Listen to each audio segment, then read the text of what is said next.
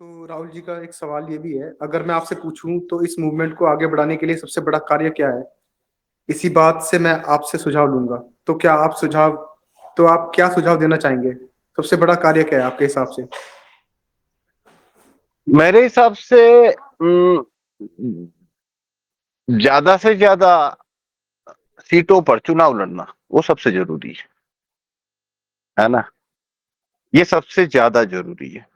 हमारी जो अभी फाइट है वो इस चीज को लेके चल रही है कि क्या हम भारत के मतदाताओं को, राजस्थान या दिल्ली के किसी भी स्टेट के मतदाताओं को, या फिर किसी जिले के मतदाताओं को पॉलिटिकल अल्टरनेटिव दे सकते हैं क्या। हम उस लड़ाई में हैं अभी। पॉलिटिकल अल्टरनेटिव से मतलब है, अगर लोकसभा चुनाव हो तो क्या हम 500 सीट उतार सकते हैं? अगर राजस्थान में चुनाव है तो 200 सीटें उतार सकते हैं क्या? या महाराष्ट्र में चुनाव है तो 300 सीट उतार सकते हैं क्या? या यूपी में चुनाव है तो 400 सीट उतार सकते हैं क्या?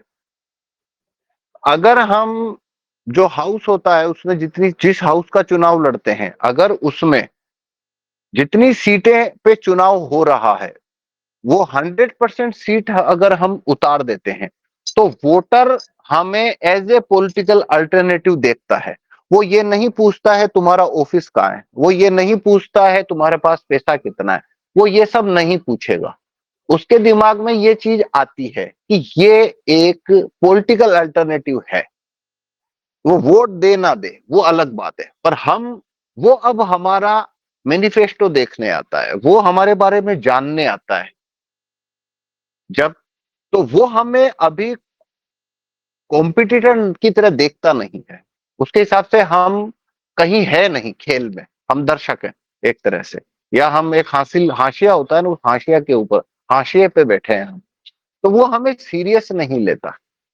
और जो ऐसे बहुत सारे लोग हैं भारत में, मतलब हमारी मूवमेंट में जितने लोग अभी काम कर रहे हैं उसके कम से कम 50 गुना, और ये कोई मैं एग्जाजेशन से नहीं बोल रहा हूं, कम से कम 50 गुना लोग हैं।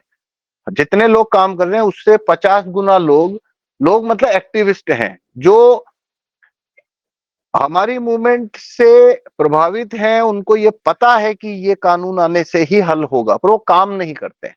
उसका रीजन है, वो ये मान के चलते हैं कि अ, ये लड़ाई उस स्टेज के ऊपर है जहां से जीती नहीं जा सकती, तो उनका इसमें इसलिए वो पार्टिसिपेट नहीं करते। अगर हम कॉम्पिटेंसी दिखा देते हैं तो ऐसे बहुत सारे कार्यकर्ता तेजी से इस मूवमेंट में कंट्रीब्यूट करना शुरू कर देंगे। उन्हें ये नजर आने लगता है कि हम अब कॉम्पिटिटर हैं।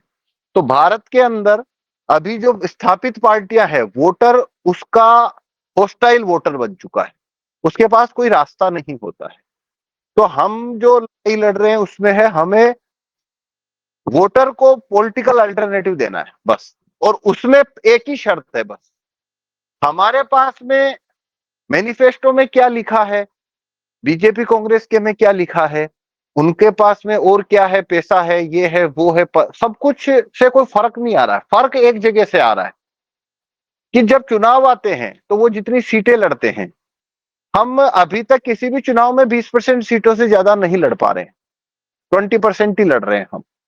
तो वोटर ये बात को समझता नहीं कभी। उसको ये इंफॉर्मेशन नहीं है, या उसको वो ये बात रियलाइज नहीं कर सकता कभी भी कि सारी सीटों पे चुनाव लड़ने के लिए कितनी ताकत की जरूरत होती है, कितने पैसे की जरूरत होती है। ये वो समझ ही नहीं सकता। वो जैसे आपने एक शब्द सुना होगा, लोग पूछेंगे आपसे, हमेशा ऐसे पूछेंगे कितनी सीट उतार रहे हो। मतलब उनका नजरिया कैसा होता है कि हम ये तय करते हैं कि कितनी सीटों पे चुनाव पे कैंडिडेट उतारना है। उनको लगता है कि दिल्ली में यदि चुनाव है तो हम चाहे तो 70 उतार सकते हैं, पर हम उतारते नहीं हैं, उनको ऐसा लगता है। तो वो हमें पॉलिटिकल, वो उसी पार्टी को पॉलिटिकल अल्टरनेटिव के रूप में देखेगा जो पार्टी 100% सीटों पे चुनाव लड़ेगी। और हमारा एवरेज अभी 20% है, हम 20% तक ही पहुंच पा रहे हैं। तो अभी रास्ता जो तय करना है वो 80% का करना है। अगर हम वहां तक चले जाते हैं 100% सीटों तक, तो मूवमेंट अगले गियर में आ जाएगी तुरंत। तो सबसे इंपॉर्टेंट मेरे हिसाब से यही है, इससे ज्यादा इंपॉर्टेंट और कुछ मूवमेंट को डायरेक्शन देने में मैं नहीं मानता, सबसे जरूरी यही है।